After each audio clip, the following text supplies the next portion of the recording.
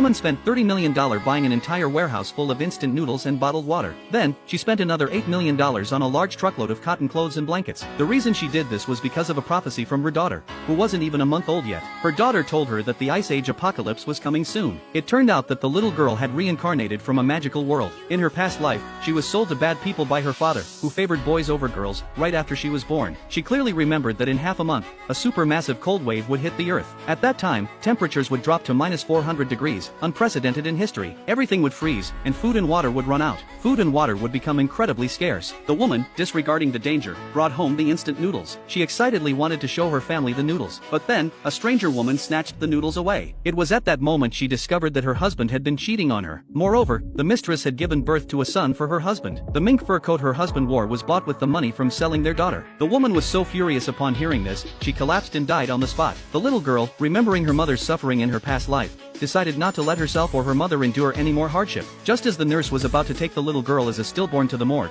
the girl suddenly cried out for her mother's help. She shouted that she didn't want to be sold to human traffickers. Her mother screamed, refusing to let the nurse take her daughter away. It turned out that the little girl had the supernatural ability to speak to her mother. The woman desperately tried to grab her child back. At that moment, her younger sister rushed into the hospital room. Upon understanding the situation, she immediately ran out. In the end, she managed to snatch the child back from the nurse's hands. Back at home, the little girl told her mother all the bad things her father had done in his past life. When the mother planned to confront her husband, the little girl told her not to rush.